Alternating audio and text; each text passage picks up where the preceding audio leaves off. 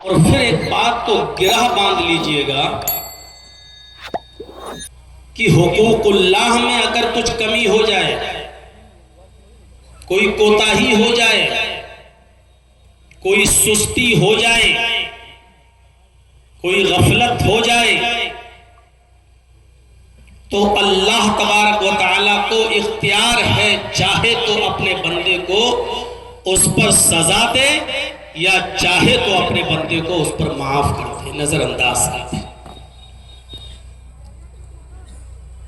حقوق اللہ کا تعلق اللہ کی ذات سے ہے، اگر اس میں کچھ کمی و بیشی ہوتی ہے تو اللہ کو اختیار ہے، وہ چاہے تو اپنے بندے کو اس پر عذاب دے یا چاہے تو وہ اس کو معاف کر دے۔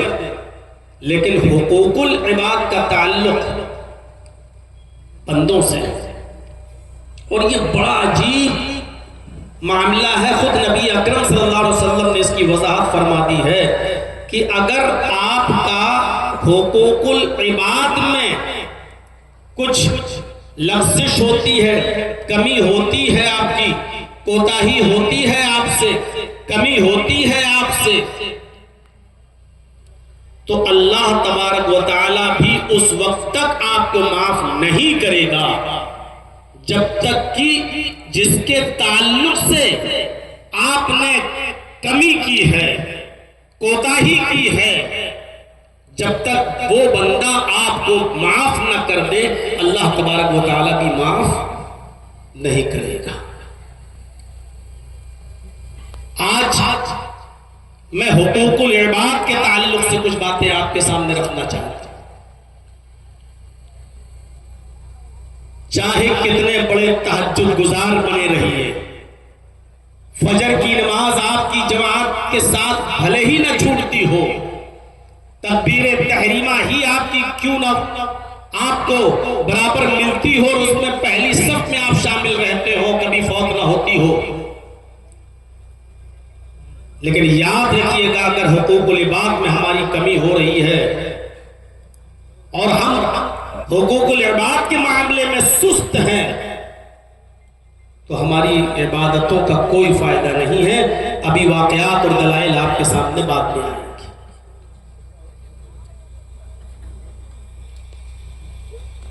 اس قرآن کی آیت کو پھر میں آپ کے سامنے رکھ رہا ہوں، اس کو سنیے اور اس کے ترجمے پر بھی غور کیجیے۔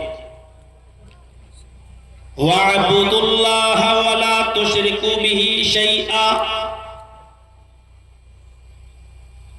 اللہ کی عبادت کرو اور اس کے ساتھ کسی کو بھی ذرہ برابر شریک مت کرو۔ یہ ہو گیا حقوق اللہ۔ عبادت کا حق صرف اللہ کے لیے ہے، بندہ اللہ کے علاوہ کسی کی عبادت کر ہی نہیں سکتا، نہ اس کے لیے جائز ہے اور نہ ہی اس کے لیے اس بات کی اجازت ہے کہ وہ اللہ کے سامنے کسی غیر کے سامنے اپنا ماتھا ٹیکے اور کسی غیر سے فریاد کرے۔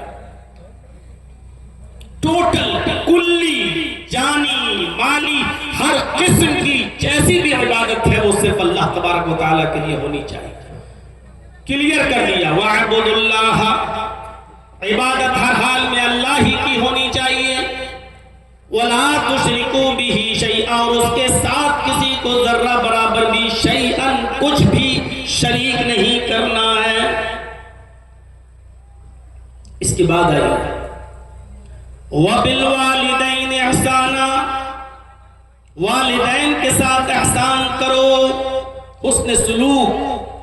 یہاں اللہ تبارک و تعالیٰ نے یہ نہیں کہا کہ اپنے ماں باپ کو کھانا کھلاؤ، یہ نہیں کہا کہ اپنے ماں باپ کو پانی پلاؤ، کسی خاص ایک نیکی کا حکم نہیں دیا بلکہ لفظ احسان استعمال کیا ہے۔ وَبِالْوَالِدَيْنِ إِحْسَانًا، اپنے والدین کے ساتھ احسان کرو، اور احسان ہر نیکی کو شامل ہے۔ آپ کے باپ چلنے پھرنے سے عاجز ہیں، اڑ نہیں پا رہے ہیں، چل نہیں پا رہے ہیں، خواہش ظاہر کرتے ہیں کہ بیٹا مجھے ذرا گھر کے باہر ٹھنڈی ہوا میں بٹھا دو، میں تھوڑا سا گھر کے باہر بیٹھنا چاہتا میں تھوڑا سا گھر کے باہر کھلی فضا میں بیٹھنا چاہتا ہوں۔ اب بیٹے کی ذمہ داری یہ ہوتی ہے کہ وہ اپنے باپ کو اٹھائے، اس کو گود لے، اپنی پیٹھ پر لا دے اور ان کی خواہش کو پورا کر کے باہر کرسی لگا کر ان کو بٹھا دے۔ باپ بیمار ہے، اچھا سے اچھا اور بہتر سے بہتر ان کا علاج کرائے، بھوکے ہیں تو ان کو کھانا کھلائے۔ غرض یہ کہ نیکیوں کی جتنی بھی کیٹاگریز کوالٹیز ہو سکتی ہیں اور نیکیوں میں جو جو چیزیں شامل ہیں وہ ساری کی ساری احسان کے اندر شامل ہیں۔ وَبِالْوَالِدَيْنِ احسانا، اور اپنے والدین کے ساتھ احسان کرو۔ اور یہی احسان کے بعد واو عاطفہ کے ذریعے اور بھی چیزیں پیش کی جا رہی ہیں۔ وَبِذِي الْقُرْبَى وَالْيَتَامَى وَالْمَسَاكِينِ وَالْجَارِ ذِي الْقُرْبَى وَالْجَارِ الْجُنُبِ وَالصَّاحِبِ بِالْجَنبِ وَابْنِ السَّبِيلِ وَمَا مَلَكَتْ أَيْمَانُكُمْ،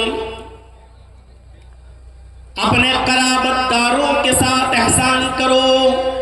وَبِذِي الْقُرْبَى، اپنے قرابت داروں کے ساتھ احسان کرو۔ وَالْيَتَامَى، یتیموں کے ساتھ احسان کرو۔ وَالْمَسَاكِينَ، اور مسکینوں کے ساتھ بھی احسان کرو۔ وَالْجَارِ ذِي الْقُرْبَى، اور اپنے قرابت دار ہمسایہ کے ساتھ بھی احسان کرو۔ وَالْجَارِ الْجُنُبِ، اجنبی ہمسایہ کے ساتھ بھی احسان کرو۔ وَالصَّاحِبِ بِالْجَنبِ، اپنی پہلو کے ساتھی کے ساتھ بھی احسان کرو۔ وَابْنِ السَّبِيلِ، مسافر کے ساتھ بھی اچھا سلوک کرو۔ حسن سلوک اس کے ساتھ بھی ہونا چاہیے۔ وَمَا مَلَكَتْ أَيْمَانُكُمْ، اور جن کے تم مالک ہو یعنی اپنے غلاموں اور ماتحتوں کے ساتھ بھی تم احسان کرو۔ وَالْجَارِ ذِي الْقُرْبَى، ہمسایہ قرابت دار۔ وَالْجَارِ الْجُنُبِ، اجنبی ہمسایہ۔ بعض مفسرین نے لکھا ہے ان پڑوسیوں کے ساتھ بھی احسان کرو جن سے تم آشنا ہو، جن کو تم جانتے ہو، جن سے تمہارے اچھے اثر و رسوخ ہیں اور جن سے تم ہر وقت اٹھتے بیٹھتے ہو، جن کے ساتھ جن کو تم پہچانتے ہو ان کے ساتھ بھی اچھا سلوک کرو۔ اور اجنبی لوگوں کے ساتھ بھی اچھا سلوک کرو جن کو تم نہیں جانتے ہو لیکن وہ تمہارے پڑوس میں ہیں، اجنبی ہے، جن سے تم آشنا نہیں ہو، لیکن ان کے ساتھ بھی تم اچھا سلوک کرو۔ بعض ہمارے مفسرین نے اس کی تشریح میں یہ بھی لکھا ہے کہ قرابت دار چاہے مسلمان، پڑوسی آپ کا چاہے مسلمان ہو تب بھی اس کے ساتھ اچھا سلوک کرو، اور اگر آپ کا پڑوسی غیر مسلم ہے تب بھی اس کے ساتھ اچھا سلوک کرو۔ وَالْجَارِ ذِي الْقُرْبَى وَالْجَارِ الْجُنُبِ کی یہ بھی تشریح کی گئی ہے، یہ بھی ایک معنی بیان کیا گیا ہے۔ وَالصَّاحِبِ بِالْجَنبِ، پہلو کے ساتھی کا مطلب یہ ہے کہ آپ اس سے واقف نہیں، آپ جانتے نہیں، آپ سفر کر رہے ہیں، ٹرین میں بیٹھے ہوئے ہیں، اچانک اس نے آپ کا نام پوچھا، آپ نے اس کا نام پوچھا، اس نے آپ کا بزنس پوچھا، آپ نے اس کا بزنس پوچھا۔ اب وہ اچانک آپ کا آشنا ہوا ہے، یہ ابھی منٹ 2 منٹ 5 منٹ 10 منٹ آدھا گھنٹہ 1 گھنٹہ پہلے آپ سے اس کی آشنائی ہوئی ہے، یہ ہے وَالصَّاحِبِ بِالْجَنبِ، جس کے ساتھ ابھی ابھی آشنائی ہوئی ہے، جس کے ساتھ ابھی ابھی آپ کی دوستی ہوئی ہے، اس کے ساتھ بھی اچھا سلوک کرو۔ آپ کوئی بزنس کرتے ہیں، کاروبار کرتے ہیں، آپ جانتے نہیں، ابھی ابھی اس کے ساتھ آپ کا تعارف ہوا ہے، ابھی ابھی ایک دوسرے کا انٹروڈکشن ایک دوسرے کے ساتھ ہوا ہے، یہ ابھی ابھی آپ کا دوست بنا ہے، آپ اس کے ساتھ بھی اچھا سلوک کرو۔ یہ ہے وَالصَّاحِبِ بِالْجَنبِ کا معنی۔ وَابْنِ السَّبِيلِ، اور مسافروں کے ساتھ بھی اچھا سلوک کرو۔ وَمَا مَلَكَتْ أَيْمَانُكُمْ، اور اپنے ماتحتوں کا اپنے غلاموں کے ساتھ بھی اچھا سلوک کرو۔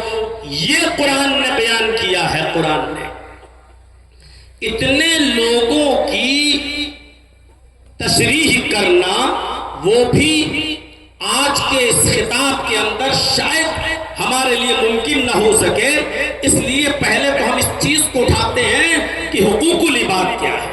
ان چیزوں کا نمبر بعد میں آئے گا۔ حقوق العباد کیا ہے، اس کی حیثیت کیا ہے۔ ایسے سمجھنے کی کوشش کریں کہ اللہ تبارک و تعالیٰ نے جب آدم علیہ السلام کے اندر روح ڈالی اور ان کو بہت سے نام سکھائے، ان کی عظمت اور ان کے مقام کو بلند رکھنے کے لیے اللہ تبارک و تعالیٰ نے فرشتوں کو حکم دیا سجدہ کرو، اسجدوا لآدم، آئے فرشتوں تم آدم کو سجدہ کرو۔ قرآن کہتا ہے فسجدوا الا ابلیس ابا واستکبر وکان من الکافرین، سارے فرشتوں کو اللہ نے حکم دیا سجدہ کرو اور سب نے کر بھی لیا، فسجدوا سب نے سجدہ کر لیا الا ابلیس سوائے ابلیس کے، اس نے سجدہ نہیں کیا۔ اور سجدہ کیوں نہیں کیا اس کی بھی وضاحت اللہ رب العالمین نے کر دی، انکار کیا، ابا منکر ہوا، نہیں کریں گے سجدہ۔ کیوں نہیں کیا؟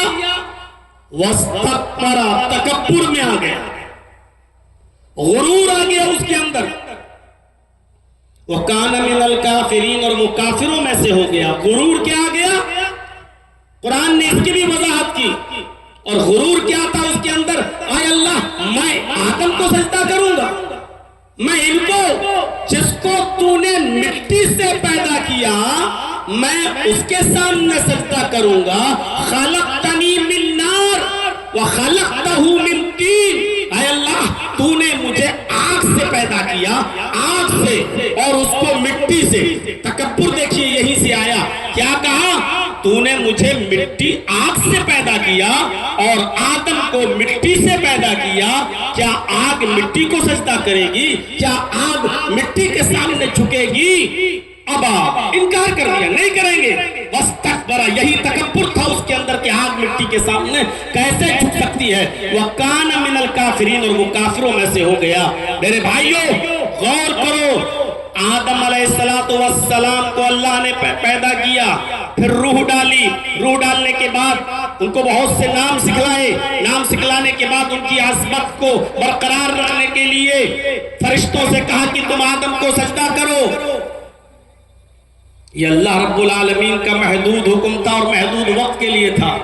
اس سے یہ دلیل نہیں نکالی جا سکتی ہے کہ دیکھو اللہ نے خود حکم دیا کہ آدم کو سجدہ کرو، لہذا اس سے یہ دلیل نکلتی ہے کہ بندوں کو بھی سجدہ کیا جا سکتا ہے۔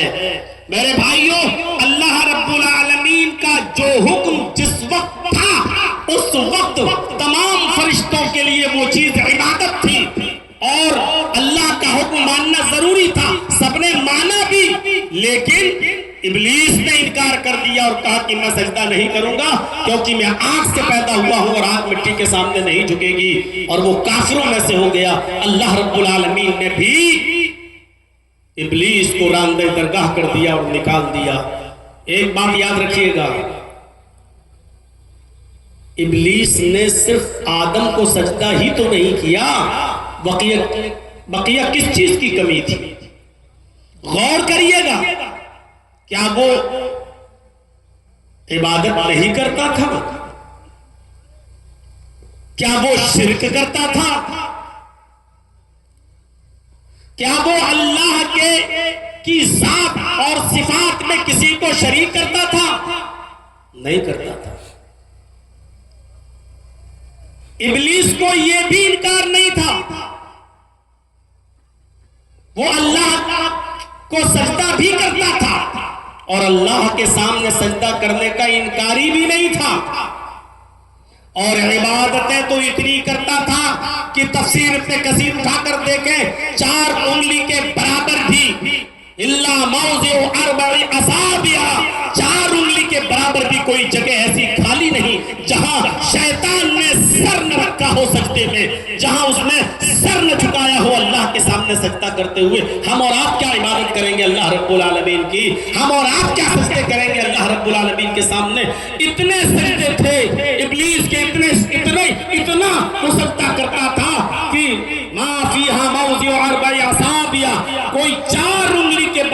کوئی جگہ ایسی خالی نہیں کہ جہاں اس نے سر نہ چھپایا ہو، سجدہ نہ کیا ہو عبادت، لیکن اس کے باوجود اس کو نکال دیا اللہ نے کہ اب تیری ضرورت نہیں، راندہ درگاہ کر دیا۔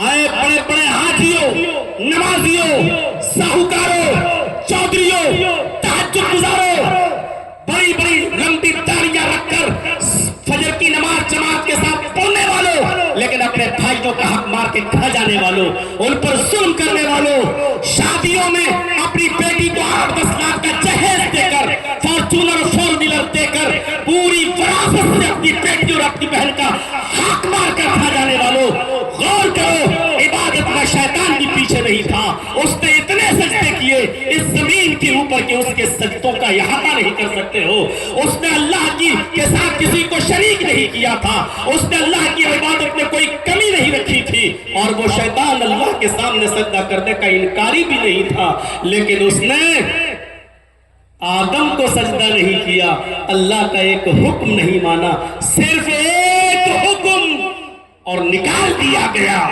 یہاں تو زمین و جائیدادیں قبضہ کیے بیٹھے ہیں، سگا بھائی سگے بھائی کو کھایا جا رہا ہے، بھائی اپنی بہنوں کا حق مار کے کھائے جا رہے ہیں، باپ اپنی بیٹیوں کا حق مار کے کھایا جا رہا ہے۔ میرے بھائیوں بہت سوچ سمجھ، میں نے پوچھا تھا فاروق عبداللہ صاحب سے کہ آپ کی کمیٹی کی طرف سے کوئی موضوع ہے مجھے یا میں اپنی طرف سے رکھ لوں، میں نے کل یا پرسوں ہی پوچھا تھا تو شیخ نے کہا کہ نہیں ہماری طرف سے تو کچھ نہیں، اصلاح معاشرے پہ رکھے تو بہتر ہوگا، ورنہ آپ جیسا بہتر سمجھیں تو بہت سوچ سمجھ کر میں نے اس ٹاپک کو اٹھایا کہ آج اس چیز کی ضرورت ہے۔ آج حاجی ہی سمجھتا ہے کہ میں نے نماز پڑھنی ہو گئے بس پارسا، یہاں مرے ڈائریکٹ جنت الفردوس میں داخل، یہاں جو آدمی بیچارہ جس کی فجر کی نماز کبھی جماعت سے نہیں چھوٹتی وہ سمجھتا ہے کہ ہم مرے اور سیدھے جنت کے اندر ہم داخل ہو جائیں گے، ہم تو ماشاءاللہ تہجد گزار ہیں، فجر کی نمازیں پڑھتے ہیں۔ میرے بھائیوں شیطان نے 4 انگلی کے برابر بھی جگہ نہیں چھوڑی جہاں سجدہ نہ کیا ہو، لیکن اس کے باوجود اس نے راندہ درگاہ ہو گیا۔ کیونکہ جب اللہ نے حق دے دیا آدم کو سجدہ کرو، اب یہ حقوق العباد میں شامل ہے، تم آدم کا کو سجدہ کرو تو آدم کا حق ادا ہوگا، اور نہیں وہ حقوق اللہ میں کمی نہیں کرتا تھا، حقوق العباد میں کمی کی راندہ درگاہ کر دیا گیا، وہ اللہ کے سامنے سجدے میں کمی نہیں کرتا تھا لیکن اس نے آدم کا حق ادا نہیں کیا، نکال دیا گیا۔ یہ ہے حقوق العباد۔ نماز پڑھنے والوں سوچو، بے نمازیوں سے تو آج ہمارا کوئی خطاب ہی نہیں ہے، ان سے تو ہمیں کوئی مطلب ہی نہیں ہے، یہاں تو ہم تہجد گزاروں کو مخاطب کر رہے ہیں، یہاں تو ہم ان نمازیوں اور فجر کے میں جماعت نماز پڑھنے والوں سے میں کہہ رہا ہوں ذرا نماز پڑھنے جا رہے ہو ذرا سوچو کہ ہم کسی کا حق تو نہیں مان رہے ہیں، سوچئے گا، جائیے گا اور ٹھنڈے دل سے سوچئے گا سوتے وقت۔ نماز بھی پڑھتے ہیں تو مونچھوں پہ ہاتھ پھیرتے ہوئے، داڑھی سہلاتے ہوئے، ایسے لگتا جیسے اللہ پر بہت بڑا احسان کرتے ہوئے آ رہے ہیں۔ میرے بھائیوں وَاعْبُدُوا اللَّهَ وَلَا تُشْرِكُوا بِهِ شَيْئًا، اللہ عبادت اللہ ہی کی، اس کے ساتھ کسی کو شریک نہیں، اور اس کے بعد حقوق العباد کا تذکرہ، حقوق العباد میں جو رشتے آئے ہیں وہ بعد میں اس کا تذکرہ۔ پہلے یہ بتا دوں کہ بندہ دیکھیے حضرت آدم کو سجدہ نہیں کیا، راندہ درگاہ کیا۔ آپ کو یاد ہوگا بخاری شریف پڑھیے، کتاب و بدل وحی اٹھائیے، پہلا ہی وہ حدیث انما الاعمال بالنیات کے بعد آپ جب کتاب و بدل وحی پڑھیں گے تو پہلی حدیث میں لمبی حدیث آپ کو ملے گی، نبی اکرم صلی اللہ علیہ وسلم کئی دن کا کھانا لے جایا کرتے تھے، غار ہرا کے اندر اللہ کی عبادت میں مصروف رہا کرتے تھے کہ ایک دن جبرائیل امین آئے، نبی اکرم صلی اللہ علیہ وسلم کے سامنے آ کر بیٹھ گئے، اور بیٹھنے کے بعد فرمایا نبی اکرم صلی اللہ علیہ وسلم سے، حالانکہ ابھی آپ نبی نہیں بنے ہیں، ابھی آپ رسول نہیں بنے ہیں، ابھی قرآن کی کوئی آیت نبی اکرم پر نازل نہیں ہوئی ہے، یہ پہلا واقعہ ہے، پہلا موقع ہے۔ حضرت جبرائیل علیہ السلام نبی اکرم صلی اللہ علیہ وسلم کے پاس جا کر بیٹھ گئے اور کہا اقرا یا محمد، اے محمد پڑھو۔ کیا کہا؟ اقرا یا محمد، اے محمد پڑھو صلی اللہ علیہ وسلم۔ محمد رسول اللہ صلی اللہ علیہ وسلم نے جو جواب دیا وہ وہی جواب تھا ہی، اور فطری طور پر جس انسان نے کبھی کوئی کتاب نہ پڑھی ہو، جس کو کوئی پڑھایا نہ گیا ہو، اس کا وہی جواب ہوگا، اور وہی جواب اللہ کے نبی نے دیا، ما انا بقاری، میں پڑھا ہوا نہیں ہوں۔ پہلے تو ڈر گئی، یہ آیا کون ہے؟ آج تک کوئی نہیں آیا غار ہرا میں، یہ کون ہے؟ اور آتے ہی مجھ سے کہہ رہا کہ پڑھو، ما انا بقاری، میں پڑھا ہوا نہیں ہوں۔ بخاری کے الفاظ، اللہ کے نبی فرماتے ہیں کہ اس نے مجھے پکڑا، اپنے سینے سے لگایا، اور اس نے اتنی زور سے مجھے دبایا کہ مجھے ایسا لگا کہ کہیں میری جان نہ چلی جائے۔ اس نے اتنی زور سے مجھے دبایا کہ مجھے ایسا لگا، ایسا محسوس ہوا کہ کہیں میری جان نہ چلی جائے۔ اس کے بعد میں اس نے چھوڑا، اور چھوڑنے کے بعد پھر اس نے کہا، اقرا یا محمد، اے محمد پڑھو۔ ظاہر بات ہے آپ نے پھر وہی جواب دیا، ما انا بقاری، میں پڑھا ہوا نہیں ہوں۔ جبرائیل امین نے پھر پکڑا، پکڑنے کے بعد اپنے سینے سے دبایا، اور اتنی زور سے دبایا کہ اللہ کے نبی صلی اللہ علیہ وسلم فرماتے ہیں کہ پھر مجھے ایسا لگا کہ کہیں میری جان نہ چلی جائے۔ اس کے بعد میں چھوڑا، چھوڑنے کے بعد پھر کہا، اقرا یا محمد، اے محمد پڑھو۔ بار بار تم مجھ سے پڑھنے کے لیے کہہ رہے ہو، میں نے تم کو جواب دیا کہ ما انا بقاری، میں پڑھا ہوا نہیں ہوں۔ بعض دوسری روایتوں میں یہاں تک آتا ہے کہ اللہ کے نبی نے تیسری بار اس سے کہا، ماذا کرو، مجھ سے بار بار کہنے والے پڑھو پڑھو پڑھو، تم ہی بتاؤ کہ میں کیا پڑھوں، جبکہ میرا جواب یہ کہ ما انا بقاری، میں پڑھا ہوا نہیں ہوں۔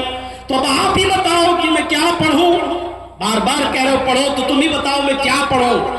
پکڑا، پھر دبایا، اور اتنی زور سے دبایا کہ اللہ کے نبی صلی اللہ علیہ وسلم فرماتے ہیں کہ مجھے پھر محسوس ہوا کہ کہیں میری جان نہ چلی جائے، اور اس کے بعد میں چھوڑا، اور چھوڑنے کے بعد کہا، اقرأ باسم ربک الذی خلق، خلق الانسان من علق، اقرأ وربک الاکرم الذی علم بالقلم، علم الانسان ما لم يعلم۔ یہ 5 آیتیں نازل ہوئی نبی اکرم جناب محمد رسول اللہ صلی اللہ علیہ وسلم کے اوپر۔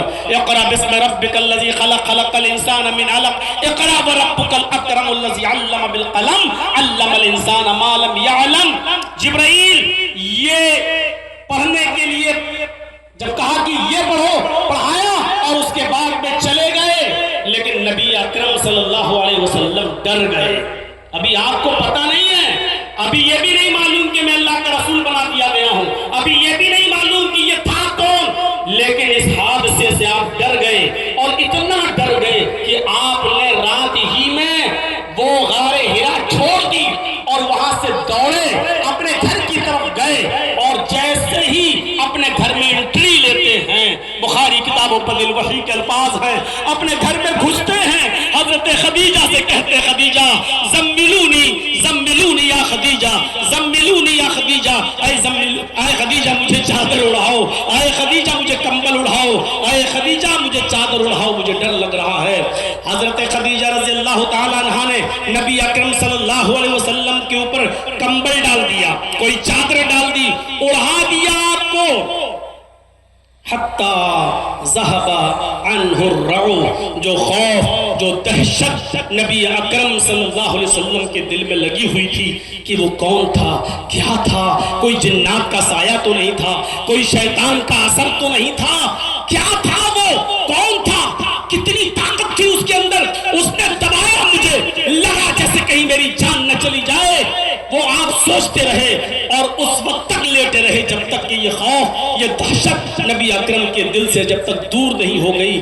پھر حضرت خدیجہ رضی اللہ تعالیٰ عنہ کو پورا واقعہ بیان کیا، اے خدیجہ آج میرے ساتھ ایسا ہوا، اے خدیجہ آج میرے ساتھ یہ ہوا، آج کوئی آیا، اس نے مجھ سے کہا، اقرا یا محمد، اے محمد پڑھو، میں نے کہا ما انا بقاری، پورا واقعہ بیان کر دیا کہ ایسا ایسا ہوا۔ خدیجہ اس نے اتنی تیز دبایا کہ مجھے لگا کہ کہیں میری جان نہ چلی جائے۔ لقد خشیت علی نفسی، خدیجہ مجھے اپنی جان کے جانے کا ڈر ہے، مجھے ڈر لگ رہا ہے، یہ کوئی شیطان تو نہیں، کوئی جنات کا سایہ تو نہیں، کیا ہے، مجھے مجھے اپنی جان کا خطرہ ہے، مجھے اپنی جان کے جانے کا خدشہ لگ رہا ہے۔ میرے بھائیوں، حضرت خدیجہ کو جب یہ پورا واقعہ بیان کیا تو حضرت خدیجہ رضی اللہ تعالیٰ عنہا نے نبی اکرم کے جو اوصاف بیان کیے، آپ کے بارے میں جو کچھ بتایا، جو کچھ بیان کیا، اس کو سنیے۔ فرمایا کلا واللہ لا یخزیک اللہ ابدا انک لتصل الرحم وتحمل الکلا وتقسم المعدوم وتقری الضیف وتعین علی نوائب الحق۔ میرے بھائیوں، یہ اوصاف حمیدہ بیان کیے حضرت خدیجہ رضی اللہ تعالیٰ عنہا نے نبی اکرم کے۔ یہ وصف، یہ وشیشتائیں، یہ اوصاف محمد رسول اللہ کے اندر اس وقت بھی تھے جب آپ نبی نہیں بنے تھے۔ میرے بھائیوں، پھر نبی بن جانے کے بعد، رسول بن جانے کے بعد آپ نے ان رشتہ داریوں اور ان حقوق کو کتنا ادا کیا ہوگا۔ جب رسالت سے پہلے، نبوت سے پہلے جب نبی اکرم کا یہ حال تھا، غور کرو، حضرت خدیجہ نے کہا نہیں، ایسا کیسے ہو سکتا ہے؟ آپ کو اپنی جان کا خطرہ کیوں ہے؟ آپ کیوں ڈر رہے ہیں؟ آپ کے اوپر کوئی جنات، کوئی شیطان کیسے حملہ کر سکتا ہے؟ نہیں، لا یخزیک اللہ ابدا، اللہ آپ کو کبھی رسوا نہیں کرے گا، اللہ آپ کو کبھی ضائع نہیں کرے گا۔ کیوں نہیں کرے گا؟ اس کا ریزن بتایا ہے، اس کی وجہ بتائی ہے۔ انک لتصل الرحم، آپ تو رشتہ داریوں کو جوڑتے ہیں، آپ تو قرابت داروں کا خیال رکھتے ہیں، آپ تو رشتہ داریوں کو ملاتے ہیں۔ رشتہ داریوں کو کاٹنے والوں سنو، یہ پہلا وصف حضرت خدیجہ نے بیان کیا، اور یہ نبی اکرم کے اندر پہلا وصف اس وقت بھی موجود تھا جب آپ نبی نہیں بنے تھے، جب آپ رسول نہیں ہوئے تھے۔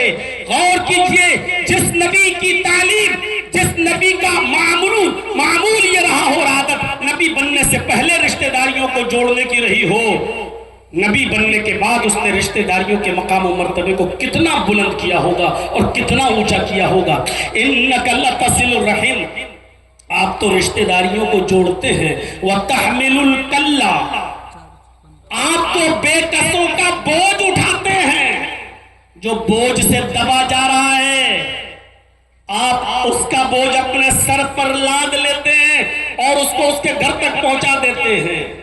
آج کے زمانے میں کوئی کر کے دیکھ لے، انسلٹ ہو جائے گی، اس کی عزت کا جنازہ نکل جائے گا۔ چیئرمین ہے صاحب علاقے کا، میں اس کا آدھا بوجھ اپنے سر پہ لاد کے اس کے گھر تک پہنچاؤں گا، عزت کا جنازہ نکل جائے گا۔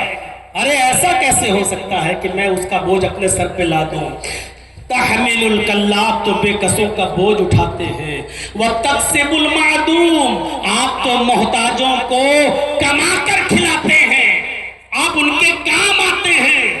جو کمائی آپ نے کمائی ہے، بکریاں چرا چرا کر، جنگلوں میں جا جا کر، کپڑا بیچ بیچ کر، آپ نے بزنس کر کے، پھیری کر کے، تجارت کر کے جو آپ کماتے ہیں، آپ محتاجوں پر وہ خرچ کر دیتے ہیں۔ آپ تو محتاجوں کو کھانا کھلاتے ہیں، آپ تو ان کو کما کر دیتے ہیں۔ وَتَقْرِ الضَّيْفِ، آپ کے اندر چوتھی خوبی ہے کہ آپ کے گھر سے کوئی مہمان بھوکا نہیں جاتا ہے، آپ تو مہمان نوازی کرتے ہیں۔ آپ بھوکے رہ جاتے ہیں لیکن مہمان نوازی میں کمی نہیں آنے دیتے۔ وَتُعِينُ عَلَى نَوَائِبِ الْحَقِّ، مشکل حالات میں بھی آپ امر حق کا ساتھ دیتے ہیں، سچی بات کا ساتھ دیتے ہیں، راہ گمگشتہ کو آپ راستہ دکھاتے ہیں، اس کو اس کی منزل تک پہنچاتے ہیں۔ میرے پیارے ساتھیوں، غور کرو، حضرت خدیجہ نے یہ نہیں کہا کہ آپ تو اللہ کی بہت عبادت کرتے ہیں، کئی دن کا کھانا لے جاتے ہیں اور آپ تو اللہ کی عبادت میں لگے رہتے ہیں، آپ تو صرف اسی کے سامنے سجدہ کرتے ہیں، یہ خوبی بیان نہیں کی۔ حضرت خدیجہ نے کہا آپ کو اللہ ضائع کر ہی نہیں سکتا، آپ کو اللہ رسوا کر ہی نہیں سکتا، آپ کو اللہ برباد کر ہی نہیں سکتا، اور اس کی وجہ یہ ہے کہ آپ اللہ کے بندوں کے ساتھ آپ حقوق العباد کا لحاظ رکھتے ہیں، خیال کرتے ہیں، آپ اللہ کے بندوں کے ساتھ اچھا سلوک رکھتے ہیں، رشتہ داری کو جوڑتے ہیں، بے کسوں کا بوجھ اٹھاتے ہیں، محتاجوں کو کھانا کھلاتے ہیں، مہمان نوازی کرتے ہیں، اور مشکل حالات میں امر حق کا ساتھ دیتے ہیں۔ یہ خوبیاں آپ کے اندر ہیں، تو پھر آپ کو اللہ برباد کیسے کر سکتا ہے؟ آپ کو اللہ ضائع کیسے کر سکتا ہے؟ میرے پیارے ساتھیوں، اندازہ لگائیے، یہ ہے حقوق العباد۔ نبی اکرم جناب بخاری کی روایت ہی ہے، حضرت محمد رسول اللہ صلی اللہ علیہ وسلم نے ایک مرتبہ مجلس میں تمام صحابہ سے جب پوچھا تو یہی تو کہا تھا، من اصبح منکم اليوم صائما، آج کون ایسا شخص ہے جس نے صبح اس حال میں کی کہ وہ روزے سے ہو، نفلی روزے کے بارے میں، تو ابو بکر صدیق ہی اٹھے تھے۔ پھر آپ نے کہا کہ من اصبح منکم، آج کس نے صبح اس حال میں کی کہ اس نے کسی مسکین کو اور محتاج کو کھانا کھلایا ہو۔ پھر آپ نے پوچھا ایسا کون ہے جس نے آج کسی بیمار آدمی کی عیادت کی ہو، من اصبح منکم، تم میں سے کون ہے جس نے آج منکم مریض، جس نے آج کسی مریض کی عیادت کی ہو۔ پھر آپ نے پوچھا تم میں سے کون ہے آج جس نے صبح اس حال میں کی ہو کہ وہ کسی جنازے میں شرکت کیا ہو اور کسی میت کے ساتھ ساتھ قبرستان تک اس کے ساتھ گیا ہو۔ میرے بھائیوں، چاروں بار میں حضرت ابو بکر صدیق ہی اٹھے، حضرت ابو بکر صدیق اٹھے، میں نے ہی مسکین کو کھانا کھلایا، میں ہی بیمار کو آج دیکھنے گیا، میں ہی آج ایک جنازے میں شرکت بھی کی، اس کی نماز جنازہ بھی پڑھائی اور اس کو قبر میں اتارا بھی۔ یہ ساری خوبیاں میرے اندر آج میں نے اس حال میں صبح کی ہے۔ ہاں، اس کے ساتھ ساتھ حقوق اللہ بھی ادا کیا۔ وہ الگ بات ہے کہ روزہ فرض نہیں تھا، لیکن اس کے باوجود میں نے نفلی روزہ رکھا۔ ایک کام تھا صرف نفلی روزہ، بقیہ تینوں چیزیں جو بتائیں وہ حقوق لباس سے تعلق رکھتی ہیں۔ تو اللہ کے نبی صلی اللہ علیہ وسلم نے کیا فرمایا؟ جس نے صبح اس حال میں کی وہ جنت میں میرے ساتھ ہوگا، وہ جنت میں داخل ہوگا۔ آیا ابو بکر تم جنت کے اندر داخل ہوگے؟ میرے پیارے ساتھیوں، غور کرو، حقوق لباس کی یہ اہمیت ہے، حقوق لباس کا یہ مقام اور یہ مرتبہ ہے۔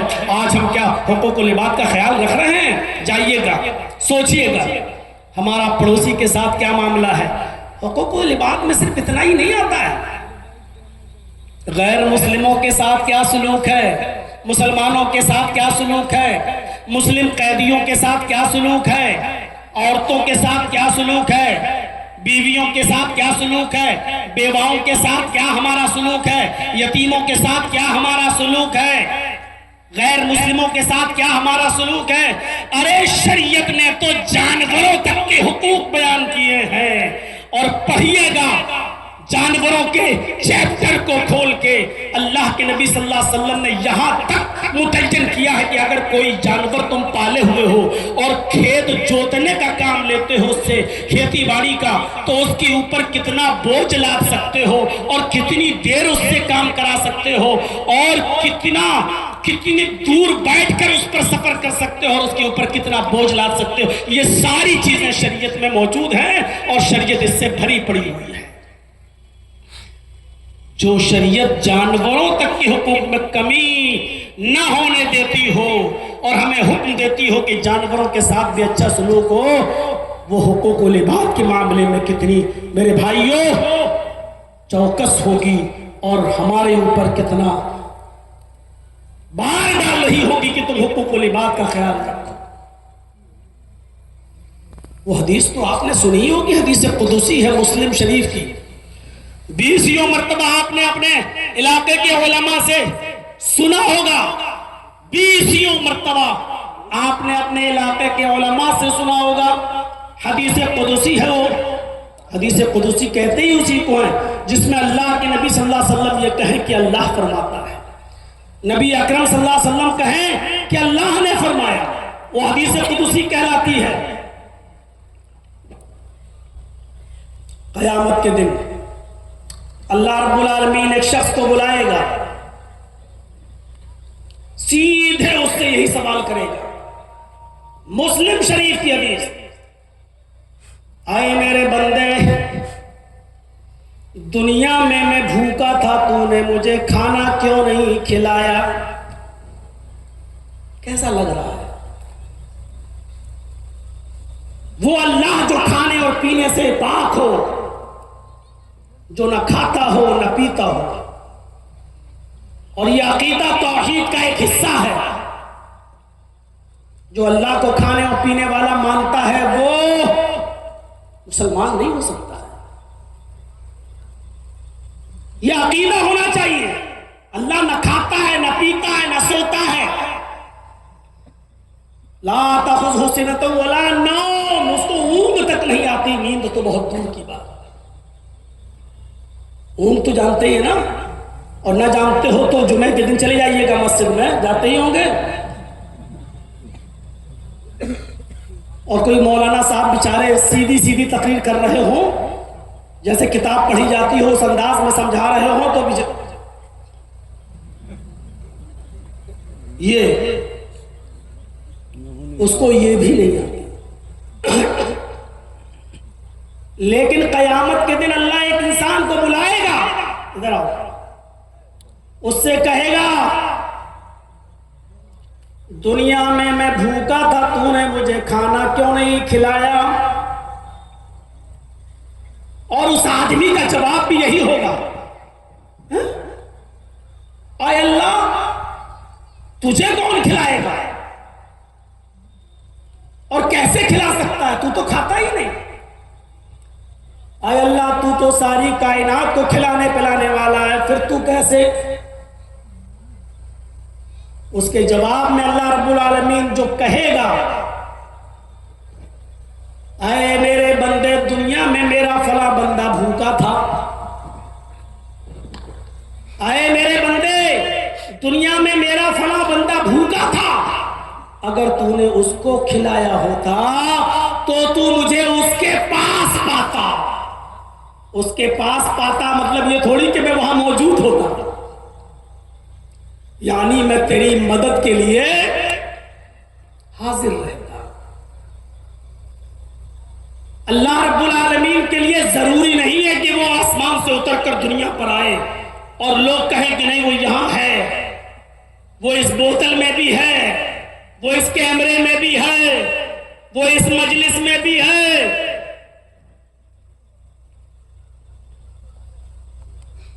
اللہ آسمان پر ہے, ثم استوى علی العرش, وہ عرش پر ہے. ہاں اس کا علم ہر جگہ ہے, وہ اپنے علم کے اعتبار سے ہر جگہ. میرے بندے اگر تو نے اس کو کھلایا ہوتا تو مجھے اس کے پاس پاتا ہے, نہیں میں تیری مدد کرتا. جب تو اس کا نہیں ہوا تو میں تیرا نہیں, کیوں تیری مدد کروں؟ کتنی بڑی حقوق العباد کی طرف اشارہ کر رہی ہے یہ حدیث. ایک بھوکے کو کھانا کھلانا ہی نہیں, دوسروں کو ابھارنا بھی. ارے محتاجوں کو, مسکینوں کو کھانا کھلاؤ, یہ شریعت کا ایک حصہ ہے. وَلَا يَحُضُّ عَلَىٰ طَعَامِ الْمِسْكِينِ, یہ وہ شخص ہے جو لوگوں کو, فقیر محتاج اور بھوکوں کو کھانا کھلانے کے لیے اکساتا نہیں تھا, ابھارتا نہیں تھا. قرآن پڑھیے, کہا وَلَا يَحُضُّ عَلَىٰ طَعَامِ الْمِسْكِينِ, یہ وہ شخص ہے جو محتاج کو, مسکینوں کو کھانا کھلاتا نہیں تھا. یہ نہیں, دوسروں کو کھلانے کے لیے ابھارتا نہیں تھا, اکساتا نہیں تھا. کھلانا بھی ہے اور دوسروں کو ابھارنا بھی ہے. بھائی بھوکوں کو کھانا کھلاؤ, محتاجوں کو کھانا کھلاؤ. میرے بھائیوں, اگر کوئی کام کوئی غیر مسلم کر رہا ہے تو صدق دل سے اس کا اعتراف کرنا چاہیے. سکھوں کے گردوارے میں چلے جاؤ, ہر سنڈے کو کتنا بڑا وہ بیچارے, کتنا بڑا وہ لگاتے ہیں, بھوج کا انتظام کرتے ہیں, کھانے پینے کا انتظام کرتے ہیں, لنگر لگاتے ہیں. کوئی بھی آ جائے ان کے دسترخوان پر بیٹھ کر وہ ہر سنڈے کو کھانا بھی کھلاتے ہیں. چلے جائیے چاندنی چوک پر, اور چلے جائیے آپ میرے بھائیوں ناندیڑ, جس کا پورا نام ہے حضور صاحب کا ناندیڑ, آپ وہاں چلے جائیے جہاں لائن لگی رہتی ہے رکشے والوں کی اور لائن لگی رہتی ہے غریبوں کی, اور وہاں تو بڑے بڑے امیر بھی چلے جاتے ہیں اور کھا کے آتے ہیں. اگر کھانا غریب اور مسکینوں کے لیے کوئی کھلا رہا ہے, لنگر کا انتظام کر رہا ہے, اگر کسی کے اندر یہ اچھی صفت ہے تو کھل کر اس کا اعتراف بھی کرنا چاہیے. جو کام مسلمانوں کے لیے تھے کہ وہ مسکینوں کو کھانا کھلائیں, محتاجوں کو کھانا کھلائیں, فقیروں کو کھانا کھلائیں, آج یہ صفت ان کے اندر سے نکل گئی. ایک موقع پر کھانا, بس شادی ہوگی تو ڈٹ کر, باراتیوں کو بھی کھلائیں گے. ارے ناک کٹ جائے گی, ان کو پہلے کھلاؤ. نہیں تو زندگی بھر میری بیٹی کو تانے سننا پڑیں گے، یا پھر ولیمے کے موقع پر، لیکن مسکینوں کو اور فقیروں کو نہیں۔ اللہ ایک دوسرے شخص کو بلائے گا اور اس سے بھی کہے گا، آئے میرے بندے، دنیا میں پیاسا تھا، تو نے مجھے پانی کیوں نہیں پلایا؟ کیسا لگ رہا؟ اللہ کہے گا کہ میرے بندے میں پیاسا تھا، تو نے مجھے پانی کیوں نہیں پلایا؟ حالانکہ وہ پیتا بھی نہیں ہے۔ بندہ کہے گا، اے اللہ تجھے کیسے پلا سکتے ہیں، تو ان چیزوں سے پاک ہے۔ اے اللہ تو ساری کائنات کو پلانے والا تھا، تو خود پیتا نہیں ہے، پھر میں تجھے پانی کیسے پلاؤں؟ اللہ کہے گا، میرے بندے، دنیا میں تیری چوکر پر میرا بندہ گیا تھا، پیاس کی وجہ سے تڑپ رہا تھا، تو نے اس کو پانی پلایا ہوتا، تو مجھے تو اپنے پاس پاتا، یعنی میں تیری مدد کرتا، میں تیرے کام آتا۔ تو نے میرے بندے کو پانی نہیں پلایا، میں نے بھی تیری مدد نہیں کی، کیا تیری مدد کروں؟ تیسرے حصے پر نظر رکھیے، کوئی چیز چھوڑی ہی نہیں ہے۔ انسان کو ان چیزوں کی بنیادی طور پر ضرورت ہے، کھانے کی، پینے کی۔ ہم لوگ بھی بولتے ہیں کپڑا، لتا، مکان۔ تیسرا سوال تیسرے شخص سے، آئے میرے بندے، دنیا میں ننگا تھا، تو نے مجھے کپڑا کیوں نہیں پہنایا؟ جملہ دیکھیے، میرے بندے دنیا میں ننگا تھا، تو نے مجھے کپڑا کیوں نہیں پہنایا؟ اللہ تو ساری کائنات کو پہناتا ہے، تو ان چیزوں سے پاک و صاف ہے، تجھے کیسے پہنائے کوئی؟ تو سب کو پہنانے والا ہے۔ تشبیہ ہوتی ہے، کی جاتی ہے۔ ایک دوسری حدیث قدسی میں خود اللہ کے رسول نے فرمایا کہ اللہ فرماتا ہے، العز ازاری والکبریاء ردائی فمن نازعنی فی کل واحد منہما فقد عذبتہ عذابا شدیدا۔ یہ بھی مسلم شریف کی حدیث ہے۔ یہاں اللہ تعالیٰ نے خود دو کپڑوں کا لفظ استعمال کیا، میرے بندوں میں بھی دو کپڑے پہنتا ہوں، العز ازاری، عزت میری لنگی ہے، والکبریاء ردائی، تکبر میری چادر ہے۔ تم جس طرح کپڑے پہنتے ہو میں بھی کپڑے پہنتا ہوں، لیکن تشبیہ کیا دی؟ العز ازاری، عزت میری لنگی ہے۔ کوئی آدمی اپنے آپ کو دنیا میں عزیز بننے کی کوشش نہ کرے، میں سب سے بڑا عزت والا۔ کوئی آدمی دنیا میں اپنے آپ کو متکبر نہ بنائے، میں کچھ ہوں، میں یہ ہوں، میں وہ ہوں۔ کبھی کبھی فون پہ، تم ابھی معلوم ہے تم کس سے بات کر رہے ہو؟ جانتے ہو میں کون بول رہا ہوں؟ یہی ہے وہ تکبر۔ اللہ کہتا ہے یہ دونوں چیزیں میرے لیے ہیں، العز ازاری والکبریاء ردائی، عزت میری لنگی ہے، والکبریاء ردائی، اور تکبر میری چادر۔ ان دونوں کپڑوں کو میں بھی پہنے ہوئے ہوں۔ فمن نازعنی فی کل واحد منہما، یہ دونوں چیزیں میرے لیے ہیں۔ اگر ان دونوں چیزوں میں سے کوئی ایک چیز بھی اگر میرے کسی بندے نے مجھ سے چھیننے کی کوشش کی، فمن نازعنی فی کل واحد منہما، ان دونوں میں سے کوئی ایک چیز بھی مجھ سے چھیننے کی کوشش کی، فقد عذبتہ، بس اتنا نہیں کہا کہ میں اس کو عذاب دوں گا، فقد عذبتہ عذابا شدیدا، میں اس کو دردناک سخت عذاب دوں گا۔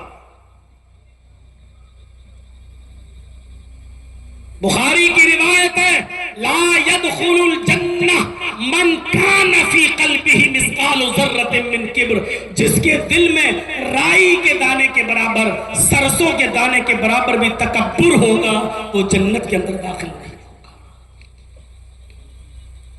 رائی کا دانہ یار کہاں پہنچا دیا اللہ نے؟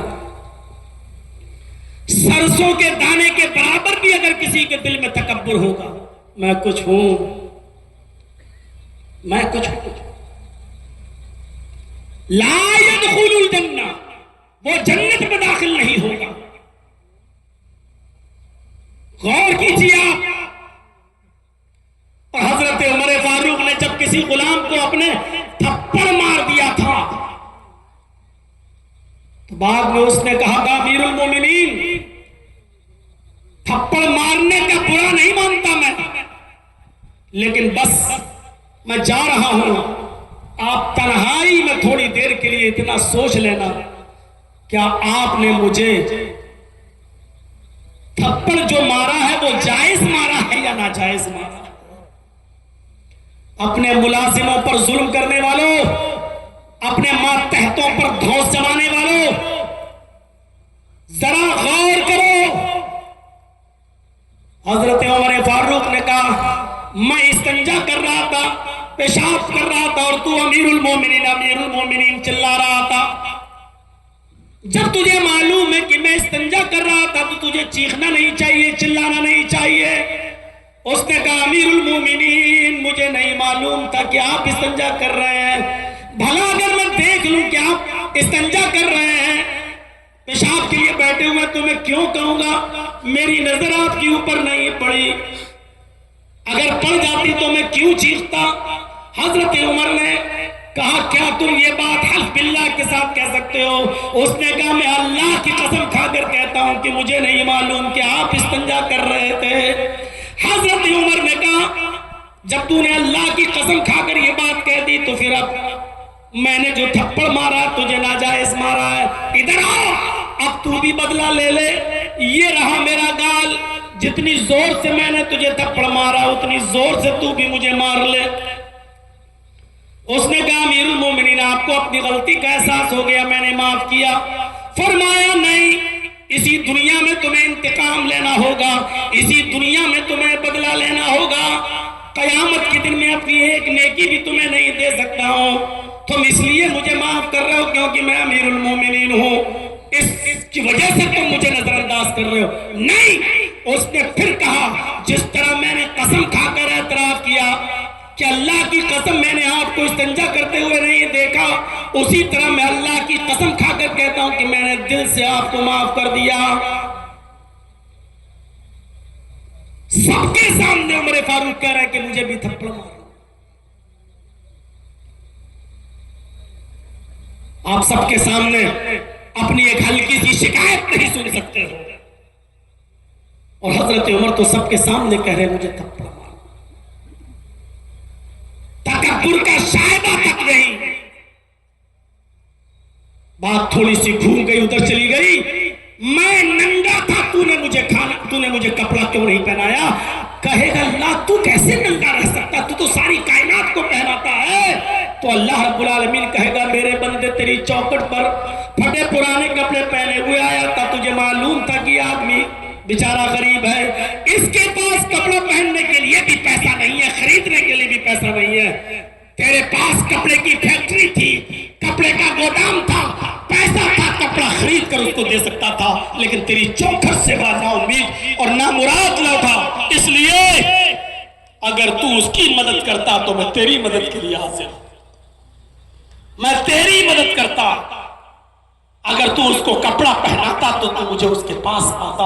غور کرو میرے پیارے ساتھیوں، یہ حدیث حقوق العباد پر کتنی بڑی اہمیت رکھتی ہے، اور کیا بتاتی ہے کہ بھوکے، ننگے، محتاج، غریب ایسے لوگوں کے لیے ہمیں اور آپ کو اس دنیا میں پیدا کیا گیا ہے، اتارا گیا ہے کہ تم زمین والوں پر رحم کرو، آسمان والا تمہارے اوپر رحم کرے گا۔ یہ سب حدیثیں ایسے ہی مسجدوں میں سنانے کے لیے نہیں ہوتی کہ سن لو ایک کان سے اور دوسرے کان سے اڑا دو۔ محمد رسول اللہ ایک جنگ کے لیے اعلان کر رہے ہیں، لوگوں نے اپنے اپنے نام لکھا دیے ہیں، سب تیار ہیں جنگ میں جانے کے لیے۔ اب اللہ کے نبی صلی اللہ علیہ وسلم نے اس جہاد کے لیے لوگوں سے صدقہ مانگا، لوگوں سے تعاون مانگا، لوگوں سے فرمایا آئے لوگوں، ایسے ہی جہاد نہیں ہوتا ہے، تلواریں لینا پڑتی ہیں، تیر لینا پڑتے ہیں، نیزہ لینا پڑتا، گھوڑے خریدنا پڑتے، زین لینا پڑتا ہے، بہت سی چیزوں کی ضرورت ہوتی ہے، پتہ نہیں جنگ میں کتنے دن لگ جائے، خورد و نوش کھانے پینے کی چیزوں کو بھی لینا پڑتا ہے۔ اس لیے اس میں آپ نے اکسایا کہ صدقہ کرو، خیرات کرو، جس کے پاس جو حیثیت ہو وہ دے، اپنی اپنی حیثیت کے مطابق تعاون فرمائے۔ دارمی اور طبرانی کے الفاظ ہیں، اللہ کے نبی تعاون مانگ رہے ہیں۔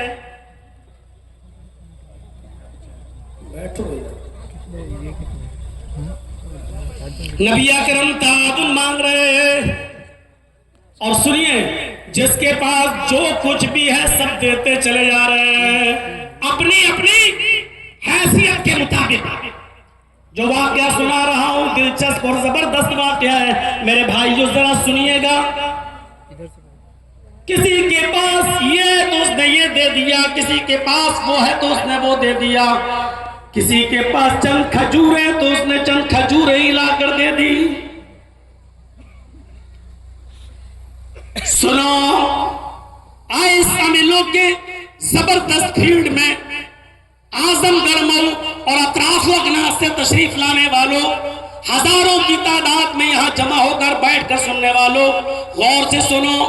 اسی محفل میں ایک صحابی ہیں، انصاری صحابی ہیں، جن کا نام علبہ ابن زید انصاری ہے۔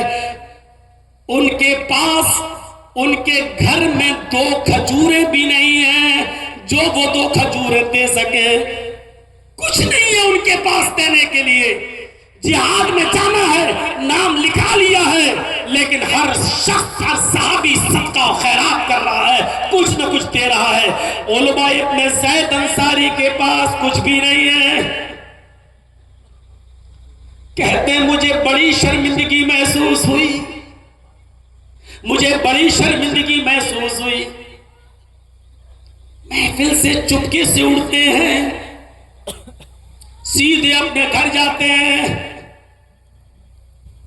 عشاء کی نماز پڑھتے ہیں، لیٹ جاتے ہیں، یہی سوچتے ہیں کہ اللہ میرے پاس ایسی کوئی چیز نہیں ہے کہ میں بھی اس کو صدقہ دے سکوں، میں بھی اس کو زکوٰۃ میں نکال سکوں۔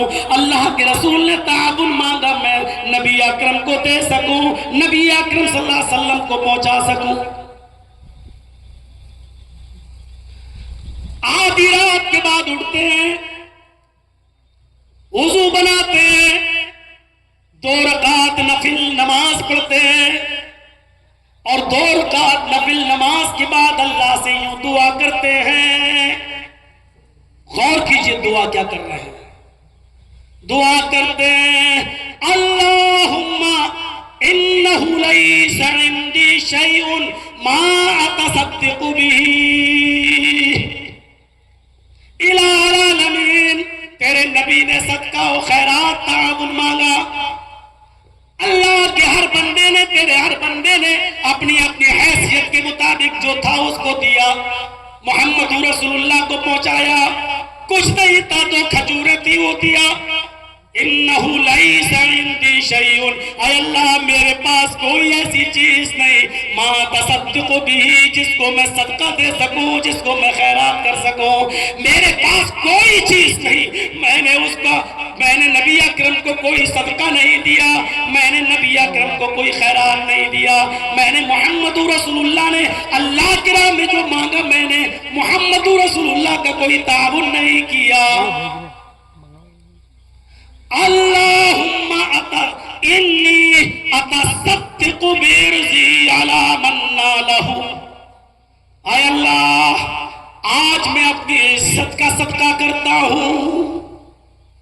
اللہم انی اتصدق بعرضی علی من نالہ، اے اللہ آج میں اپنی عزت کا صدقہ کرتا ہوں، اگر تیرے کسی بندے نے میری عزت لی ہو، مجھے گالی دی ہو، میرے اوپر ظلم کیا ہو، میرے اوپر ستم ڈھایا ہو، میرے ساتھ کوئی زیادتی کی ہو، اے اللہ میں تیری خوشنودی اور رضامندی کے لیے میں اس کو معاف کر رہا ہوں، اے اللہ یہی چیز میں صدقہ کر رہا ہوں، اے اللہ یہی میں خیرات کر رہا ہوں، اے اللہ میری اسی صدقے کو قبول کر لے، اے اللہ جانے انجانے میں اگر کسی نے مجھے گالی دی ہو، اگر کسی نے میرا حق مارا ہو، اگر کسی نے میری عزت کے ساتھ سودے بازی کی ہو، مجھے لعن و ملامت کیا ہو، اے اللہ کسی نے میرے اوپر ظلم کیا ہو اور میں نے اس سے کوئی بدلہ نہ لیا ہو، اے اللہ اللہم انی اتصدق بعرضی، اے اللہ میں اپنی اس عزت کا صدقہ کرتا ہوں،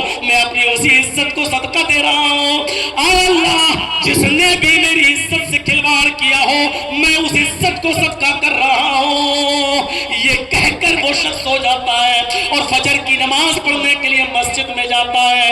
امام کائنات نے جناب محمد رسول اللہ نے نماز فجر پڑھائی اور فجر کی نماز پڑھانے کے بعد آپ نے اعلان کیا این المتصدق هذه اللیلہ، آج کی رات صدقہ کرنے والا کہاں ہے، آج کی رات خیرات کرنے والا کہاں ہے؟ سب ایک دوسرے کو دیکھ رہے ہیں، سب نے جو صدقہ کرنا تھا دن ہی میں کر لیا، جس کو جو دینا تھا اس نے دن ہی میں دے دیا، رات میں تو کسی نے صدقہ ہی نہیں کیا ہے، اور اللہ کے نبی کہہ رہے ہیں این المتصدق هذه اللیلہ، آج کی رات جس نے صدقہ کیا وہ کہاں ہے؟ تھوڑی دیر کے بعد علبہ ابن زید انصاری نے کہا اللہ کے رسول میں یہاں ہوں، آپ نے کہا ادھر آؤ، حضرت علبہ ابن زید سے کہا ابشر فوالذی نفسی بیدی، تمہیں خوشخبری ہو، تمہارے لیے خوشخبری ہے، اس ذات کی قسم جس کے قبضے میں محمد کی جان ہے، ابھی ابھی جبریل نے مجھے بتایا ہے کہ جاؤ آج کی رات صدقہ دینے والے سے کہہ دو کہ اللہ رب العالمین نے تمہارے صدقے کو مقبول صدقے میں لکھ لیا ہے، تمہارا صدقہ قد کتبت فی الزکاۃ المقبلہ، اللہ رب العالمین نے مقبول زکاة میں اس کو لکھ لیا ہے، یعنی تمہارا کل رات آج کی رات جو صدقہ تھا اللہ نے اس کو قبول کر لیا ہے۔ میرے پیارے ساتھیوں غور کرو، یہ بہت بڑی ظلم و زیادتی ہے کہ ہم کسی کے اوپر ظلم کریں، ہم کسی کے اوپر زیادتی کریں، یہاں تک کہ اگر ہم نے کسی کو گالی بھی دی ہے معاف کیجئے گا تو یہ بھی اس وقت تک معاف نہیں کرے گا اللہ جب تک وہ بندہ آپ کو معاف نہ کر دے جس کو آپ نے گالی دی ہے۔ یہ بھی کبیرہ گناہوں میں شامل ہے، کبیرہ گناہوں میں شامل ہے۔ میرے بھائیوں ہماری آنکھوں کے سامنے ظلم ہوتے رہتے ہیں، ہماری آنکھوں کے سامنے ظلم ہوتے رہتے ہیں، کیا کوئی آدمی ہے جو ظالم کو اس کے ظلم سے روکے؟ ہے کوئی؟ من مشى مع ظالم ليقويه، اللہ کے نبی فرماتے ہیں جو ظالم کے ساتھ چلا اس ارادے کے ساتھ کہ ظالم کو تقویت پہنچائیں، اس ارادے کے ساتھ کہ ظالم کا ساتھ دیں، ظالم کو تقویت پہنچائیں، فقد خرج من الاسلام، اللہ کے نبی فرماتے ہیں کہ وہ اسلام سے نکل جاتا ہے، وہ اسلام سے خارج ہو جاتا ہے۔ ہم غور کریں کتنے ایسے موقع ہیں جو ہم اپنے ظالم دوست کا ساتھ دیتے ہیں، پہلی سے فون پہ کہہ دیا جاتا ہے میرے دوست آج حق ادا کر دیجئے میرا، آج فلاں آدمی کی گواہی میں تم تھوڑا سا ہماری طرف سے بول دو، آپ جانتے ہیں کہ میرا دوست ہم سے جھوٹ بلوا رہا ہے، آپ جانتے ہیں کہ میرا دوست ظالم ہے، لیکن اس کے باوجود آپ اس کا ساتھ دے رہے ہیں صرف اس لیے کہ وہ دوست ہے۔ من مشى مع ظالم ليقويه، اللہ کے نبی فرماتے ہیں جو ظالم کے ساتھ کھڑا ہوا اس لیے کہ اس کو طاقت پہنچائے، اس کا ساتھ دے، فقد خرج من الاسلام، وہ اسلام سے خارج ہو جاتا ہے۔ اور اسی لیے امام کائنات نے فرمایا انصر اخاک ظالما او مظلوما، اپنے بھائی کی مدد کرو چاہے وہ ظالم ہو یا مظلوم ہو، اپنے بھائی کی مدد کرو چاہے وہ ظالم ہو خواہ وہ مظلوم ہو۔ صحابہ نے کہا اللہ کے رسول مظلوم کی مدد تو سمجھ میں آتی ہے، بیچارہ جس پر ظلم ہوتا ہے، لیکن ظالم کی مدد کیسے کریں؟ ظالم کی مدد جرمانہ دارت، ظالم کی مدد کا کیا معنی ہے؟ ہم ظالم کی مدد کیسے کریں؟ تو اللہ کے نبی نے فرمایا ظالم کو اس کو ظلم کرنے سے روک دو، یہی اس کی